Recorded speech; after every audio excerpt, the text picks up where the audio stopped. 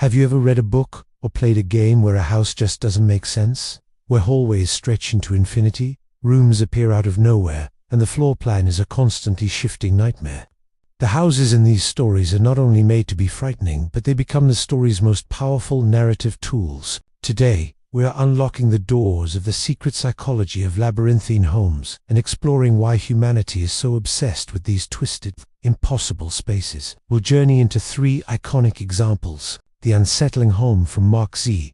Danielewski's House of Leaves, the reality-bending oldest house from the game Control, and the quietly terrifying residence in the story We Used to Live Here. So, I sought to ask the question, what makes a house a labyrinth? It's more than just being big or having a confusing layout. These are spaces that actively defy logic and physics. They're non-Euclidean nightmares where the inside is bigger than the outside, and where doors lead to places they shouldn't. Where the architecture itself seems alive and is often malevolent. Think about it. The place of safety and stability, and when that fundamental concept is twisted, it creates a deep, visceral unease. It transforms a familiar dwelling into a hostile, introspective battleground, which makes the protagonists, as well as the reader, lose their grip on reality itself. The psychological toll on the characters trapped within these spaces is immense. The constant spatial disorientation is a mental challenge, which is spiritually draining as well as physically draining.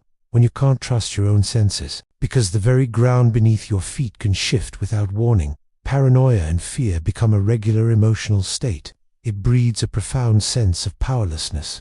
Twisted paths overwhelm the senses, disorienting the sight, sound, and sense of direction.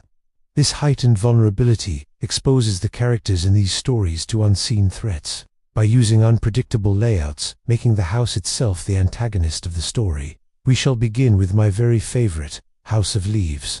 I wonder if Danielewski knew, when typing those pages, that he was writing the blueprint for all the impossible architecture that would come after. The book follows our protagonist, Johnny Truant, who finds a manuscript hiding in the trunk of an old blind man who recently passed away from mysterious consequences. This manuscript begins his undoing.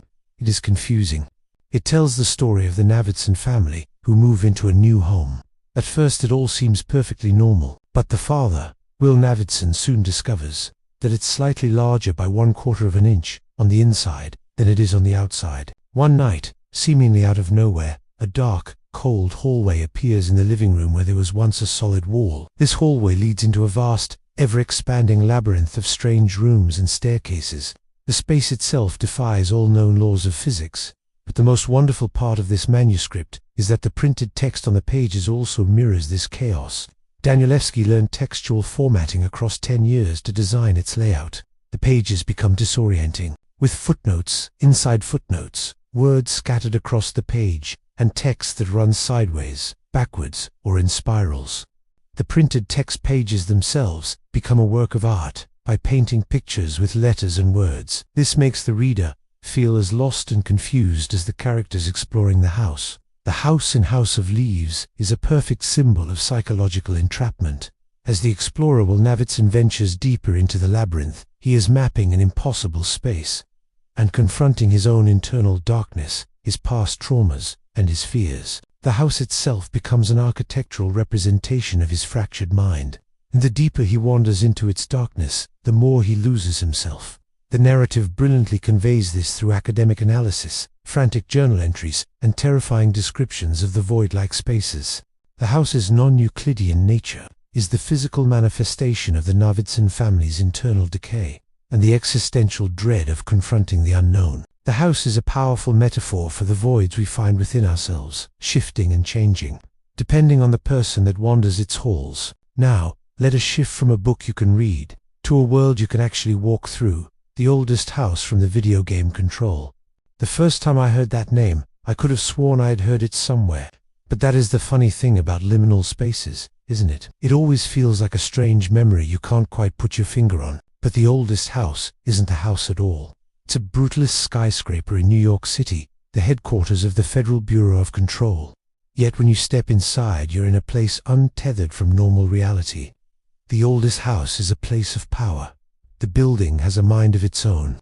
Not only is it the only place you can store SCPs safely, but the hallways reconfigure themselves in real time. Rooms appear and disappear.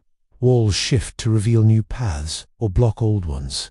As the player, you experience this disorientation firsthand. Control uses its environment to drive both the plot and your character's journey. As the new director, Jesse Faden, your mission is to navigate and reclaim this chaotic space from a hostile entity, known as the Hiss, which has taken over the whole office workforce. The shifting architecture reflects the ongoing power struggle within the building. You feel the loss of control directly. You feel the psychological strain as you navigate environments that defy logic, and fight enemies that can appear from any direction. The game uses disorienting camera angles and perspective shifts to make you feel as unmoored as Jesse. The oldest house is the primary antagonist and your greatest tool. It is a living labyrinth that represents the very nature of the unknowable and the bureaucracy trying to contain it. It's a metaphor for the human spirit wrestling with vast, incomprehensible systems of power. For our final house, let's look at a more intimate and subtle example from the viral Reddit story, "We Used to Live Here" by Marcus Kleber. The story begins simply. A family shows up at a couple's front door, claiming they used to live there and asking for one last look around. But as they enter, strange things begin to happen. The layout of the house seems to change. The narrator notices rooms they've never seen before. The visiting family seems to know the house better than the people who currently own it, navigating its shifting corridors with an unnerving familiarity. The horror here is quieter, more insidious. The house doesn't roar and expand like in House of Leaves. It whispers and changes when you're not looking. This story excels at generating psychological unease through implication. The dread comes from the loss of identity, ownership, and the violation of personal space. Your home, your sanctuary, is being rewritten by someone else's memory. The labyrinth isn't a vast, physical expanse, but a creeping, psychological one. The impossible geometry is conveyed through the narrator's growing confusion and paranoia. Are they going crazy, or is the house actually changing? The story suggests the house is a conduit for memory and time, a place where past and present bleed together. It's a powerful metaphor for how our pasts can invade and reshape our present, and the feeling of being a stranger in your own life. The labyrinth here is an internal one, reflecting the narrator's struggle to hold on to their own reality against an encroaching, alternate history. So why do these stories resonate so deeply with us? Because these impossible houses tap into fundamental human fears. The fear of the unknown, the fear of losing control, and the fear of being trapped. They take the one place we're meant to feel safest in, and they turn it into a source of terror and confusion. In House of Leaves, the labyrinth is a manifestation of inner demons and existential dread. In Control, it's a battleground for reality itself, a metaphor for navigating incomprehensible societal structures. And in We Used to Live Here, it becomes a symbol of the character's fragile hold on memory and identity. These aren't merely stories about haunted houses. They're stories about the labyrinths we build inside our own minds. They remind us that sometimes the most terrifying monsters are the ones we find when we get lost in the hallways of our own mind. What are some of your favorite examples of impossible spaces in fiction? Let me know down in the comments. I'd love to explore more of these architectural nightmares. Thank you for watching. If you enjoyed this journey through liminal houses, please like and subscribe for more deep dives into the worlds of orgodic literature and liminal fiction. This was written by Abandoned Muse.